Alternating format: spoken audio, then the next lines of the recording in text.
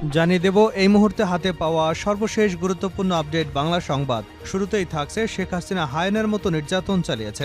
জামায়াতে ইসলামের secretary general অধ্যাপক মিয়া গোলাম পরোয়ার বলেছেন, শেখ হাসিনা কিভাবে হায়নার মতো মানুষের উপর নির্যাতন, নিষ্পেষণ ও শোষণ চালিয়েছেন তা দেশের মানুষ দেখেছে। আশা করি এ থেকে জাতি শিক্ষা নেবে। গুম, খুন, অপহরণ, আয়নাঘরের মাধ্যমে মানুষের নাভিশ্বাস উঠেছিল শেখ হাসিনা সরকারের বিরুদ্ধে। সেই গণ অভিশাপে এই আন্দোলনের মুখে তিনি দেশ ছেড়ে পালিয়ে যেতে বাধ্য হয়েছেন। জুলাইয়ে এ রক্তঝরা ইতিহাস জাতির জন্য যুগ যুগ ধরে মাইল ফলক হিসেবে কাজ করবে। এবারে জানাবো, পরিবহন খাতে সব চাঁদাবাজের আস্তানা ভেঙে দিতে হবে। গণ অধিকার পরিষদের সভাপতি নুরুল হক নূর বলেছেন, পরিবহন খাতে সব চাঁদাবাজের আস্তানা ভেঙে দিতে হবে। মঙ্গলবার বিকাল ৩টায় জাতীয় প্রেস ক্লাবে সড়ক পরিবহনে নৈরাজ্য এবং চাঁদাবাজি বন্ধে করণীয় শীর্ষক আলোচনা সভায় তিনি এ দাবি করেছেন। জানাবো, কলকাতায় মমতার পদত্যাগে আন্দোলন, গ্রেপ্তার ২২০।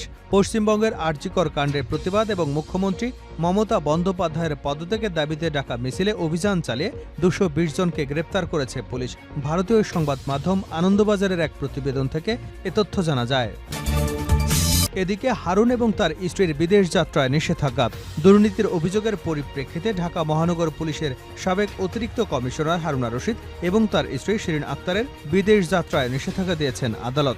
দুর্নীতি দমন কমিশনের উপপরিচালক মোহাম্মদ জয়নুল আবেদিনের আবেদনের পরিপ্রেক্ষিতে ঢাকা মহানগর সিনিয়র স্পেশাল জজ আদালতের বিচারক মোহাম্মদ শামসুজ্জোগলুল হোসেন আদেশ দিয়েছেন।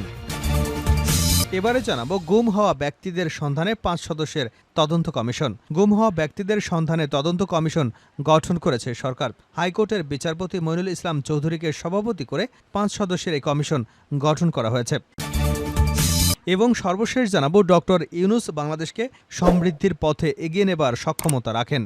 ঢাকায় নিযুক্ত সৌদি রাষ্ট্রদূত ইসা ইউসুফ ইসা আল দোহাইলান বাংলাদেশের অন্তর্বর্তীকালীন সরকারের প্রধান উপদেষ্টা অধ্যাপক ডক্টর মোহাম্মদ ইউনূসের নেতৃত্বের প্রশংসা করে বলেছেন, তিনি দেশকে সমৃদ্ধির পথে এগিয়ে নিয়ে যাওয়ার সক্ষমতা রাখেন। এতক্ষণ শিরোনাম শুনছিলেন, এবার বিস্তারিত। প্রিয় দর্শক, আপনি যদি এই চ্যানেলে নতুন হয়ে থাকেন, ভিডিওটি দেখতে দেখতে চ্যানেলটি সাবস্ক্রাইব করে আমাদের সঙ্গেই থাকুন। আর এই ভিডিও সম্পর্কে আপনি আপনার মূল্যবান মতামতটি কমেন্ট বক্সে জানিয়ে দিন। আর হ্যাঁ প্রিয় দর্শক, জানিয়ে দিন ভিডিওটি কোথা থেকে দেখছেন। শেখ হাসিনা হায়নার মতো নির্যাতন চালিয়েছে গোলাম পরোয়ার। জামায়াতে ইসলামের সেক্রেটারি জেনারেল অধ্যাপক মিয়া গোলাম পরোয়ার বলেছেন, শেখ হাসিনা কিভাবে হায়নার মতো মানুষের উপর নির্যাতন, নিষ্পেষণ এবং শোষণ চালিয়েছেন তা দেশের মানুষ দেখেছে। আশা করি এ থেকে জাতি শিক্ষা নেবে। গুম, খুন, অপহরণ, আয়নাঘরের মাধ্যমে মানুষের নাভিশ্বাস উঠেছিল হাসিনা সরকারের বিরুদ্ধে। সেই গণ অভিশাপে এবং আন্দোলনের মুখে তিনি দেশ ছেড়ে পালিয়ে যেতে বাধ্য হয়েছেন। জুলাইয়ে এ রক্তঝরা ইতিহাস জাতির জন্য যুগ যুগ ধরে মাইল ফলক হিসেবে কাজ করবে। বুধবার সকাল ৯টায় ঝালকাঠি জেলা শিল্পকলা একাডেমি মিলনায়তনে অনুষ্ঠিত বৈষম্য বিরোধী ছাত্র আন্দোলনে শহীদ পরিবারের মাঝে নগদ অর্থ প্রদান, ছাত্র জনতা ঐক্য সমাবেশে প্রধান অতিথির বক্তব্যে মিয়া গোলাম পরোয়ার এসব কথা বলেন। তিনি আরও বলেন, দেশের ক্রান্তি লগ্নে ছাত্ররাই তাজা রক্ত দিয়ে দ্বিতীয়বার দেশ স্বাধীন করেছে। আমরা ওই সব শহীদ পরিবারের পাশে আছি যারা সন্তান হারিয়েছেন, স্বামী হারিয়েছেন, ভাই হারিয়েছেন। তারা যেন হাহাকার না করে, কারণ মৃত্যু অনিবার্য, সেটা মানতে হবে। বুকের কষ্টকে পাথর চাপা দিয়ে আল্লাহর কাছে দোয়া করতে হবে, যাতে শহীদদের আল্লাহ জান্নাতের উচ্চ মাকাম দান করেন। পরিবহন খাতে সকল চাঁদাবাজদের আস্তানা ভেঙে দিতে হবে, ভিপি নূর। গণ অধিকার পরিষদের সভাপতি নুরুল হক নূর বলেছেন, পরিবহন খাতে সকল চাঁদাবাজদের আস্তানা ভেঙে দিতে হবে। মঙ্গলবার বিকাল ৩টায় জাতীয় প্রেস ক্লাবে সড়ক পরিবহনে নৈরাজ্য ও চাঁদাবাজি বন্ধে করণীয় শীর্ষক আলোচনায় সভায় তিনি এসব কথা বলেন। বাংলাদেশ শ্রমিক অধিকার পরিষদ পরিবহন ইউনিট আলোচনা সভার আয়োজন করে। আলোচনা সভায় গণ অধিকার পরিষদের সভাপতি নুরুল হক নূর বলেন, পরিবহন সেক্টরকে চাঁদাবাজ মুক্ত করে পরিবহন খাতে কল্যাণমূলক খাতে পরিণত করতে হবে। পরিবহন শ্রমিকদের কর্মজীবন শেষে পেনশন ভাতা, স্বাস্থ্য ভাতা সরকারকে নিশ্চিত করতে হবে।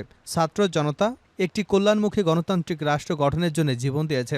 কোনো মাফিয়া তন্ত্র চাঁদাবাজির জন্য ছাত্র জনতা জীবন দেয়নি। কোথাও কোনো চাঁদাবাজি, দখলদারিত্ব চলবে না, এসব হতে দেওয়া হবে না। তিনি বলেন, পরিবহন খাতে যাত্রাবাড়ি, গাবতলী, মহাখালীতে যেসব চাঁদাবাজের দোকান ছিল সেগুলো বন্ধ করতে হবে। যেখানেই চাঁদাবাজদের দেখবেন সেখানেই ধরে ধরে হাত পা ভেঙে দেবেন। আমরা সাংবাদিক, পরিবহন মালিক সহ সবার সঙ্গে বসব, কোথাও কোনো অনিয়ম হতে দেওয়া হবে না। নুরুল হক নূর বলেন, গত কয়েক বছর সাংবাদিকরা সংবাদ প্রকাশ করতে গিয়ে হয়রানির শিকার হয়েছেন, চাকুরি হারিয়েছেন, সেসব বিষয়ে ব্যবস্থা নিতে হবে। সংবাদপত্রের অফিস, টেলিভিশন দখল চলবে না। এসবের জন্য এই বিপ্লব হয়নি। তিনি আরও বলেন, এ সরকার কোনো রাজনৈতিক সরকার নয়, এটা ছাত্র জনতার ম্যান্ডেটে গঠিত সরকার।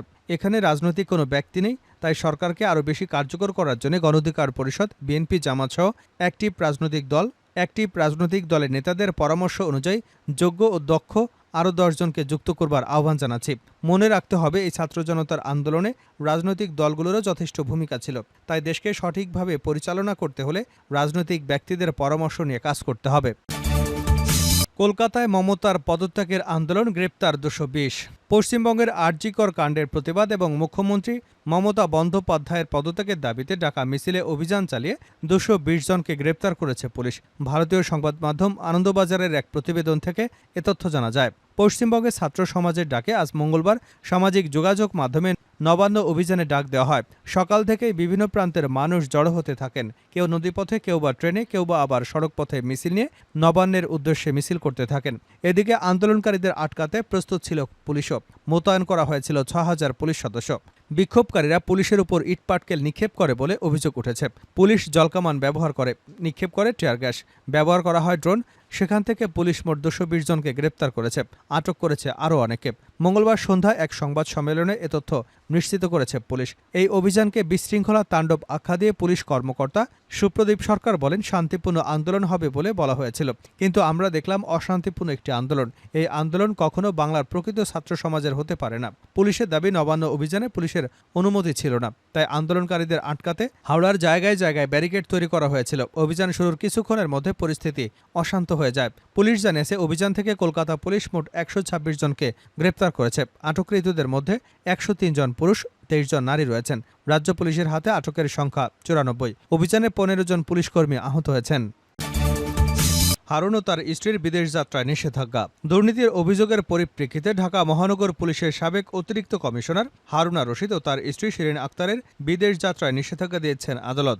দুর্নীতি দমন কমিশনের উপপরিচালক মোহাম্মদ জয়নুল আবেদিনের আবেদনের পরিপ্রেক্ষিতে ঢাকা মহানগর সিনিয়র স্পেশাল জজ আদালতের বিচারক মোহাম্মদ আশামসুদ জগলুল হোসেন এ আদেশ দেন।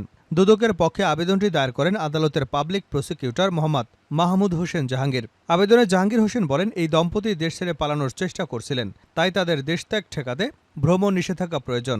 দুদক আদালতকে জানায়, হারুনের বিরুদ্ধে অবৈধ উপায়ে বিপুল পরিমাণ অর্থ উপার্জনের অভিযোগের অনুসন্ধান চলছে। পরবর্তী পদক্ষেপের জন্য বিচারক আদেশের একটি অনুলিপি বিশেষ শাখার স্পেশাল সুপারিনটেন্ডেন্ট অব পুলিশের ইমিগ্রেশনের কাছে পাঠানো হয়েছে। ডক্টর ইউনুস বাংলাদেশকে সমৃদ্ধির পথে এগিয়ে নেবার সক্ষমতা রাখেন সৌদি রাষ্ট্রদূত। ঢাকায় নিযুক্ত সৌদি রাষ্ট্রদূত ইসা আল দোহাইলান বাংলাদেশের অন্তর্বর্তীকালীন সরকারের প্রধান উপদেষ্টা অধ্যাপক ডক্টর মোহাম্মদ ইউনুসের নেতৃত্বের প্রশংসা করে বলেছেন, তিনি দেশকে সমৃদ্ধির পথে এগিয়ে নিয়ে যাবার সক্ষমতা রাখেন। রাষ্ট্রদূত মঙ্গলবার রাষ্ট্রীয় অতিথি ভবন যমুনায় প্রধান উপদেষ্টা অধ্যাপক মোহাম্মদ ইউনুসের সাথে সৌজন্য সাক্ষাৎ করেন। এ সময় ডক্টর ইউনুসের প্রশংসা করে তিনি একথা বলেন। বৈঠকে প্রধান উপদেষ্টা সৌদি আরবকে বাংলাদেশের অত্যন্ত গুরুত্বপূর্ণ বন্ধু বলে উল্লেখ করেন। তিনি গত বছরে ওয়ার্ল্ড ফুটবল সামিটে সৌদি আরব সফরের কথা স্মরণ করেন, যেখানে তিনি সৌদি মহিলা ফুটবল দলের উদ্দেশ্যে ভাষণ দেন এবং বিশ্ব পরিবর্তনের ক্ষেত্রে খেলাধুলার অসাধারণ ক্ষমতার বিষয়ে আলোচনা করেন। রাষ্ট্রদূত জানান, বর্তমানে সৌদি আরবে প্রায় 32 লাখ বাংলাদেশি কর্মরত রয়েছেন, যারা তার দেশের জন্য গুরুত্বপূর্ণ অবদান রাখছেন। তিনি জানান, সৌদি প্রবাসী বাংলাদেশিরা বছরে প্রায় $5 বিলিয়ন রেমিটেন্স বৈধ চ্যানেলে পাঠিয়ে থাকেন, আরও $5 বিলিয়ন অনানুষ্ঠানিক চ্যানেলের মাধ্যমে পাঠান। রাষ্ট্রদূত বলেন, অনানুষ্ঠানিক চ্যানেলের অর্থ বৈধ পথে পাঠানো সম্ভব হলে বাংলাদেশের অর্থনৈতিক প্রবৃদ্ধি তা উল্লেখযোগ্যভাবে ভূমিকা রাখতে পারে। তিনি প্রবাসী বাংলাদেশিদের ভূয়সী প্রশংসা করে বলেন, তারা কঠোর পরিশ্রমী এবং অত্যন্ত ধর্মপ্রাণ।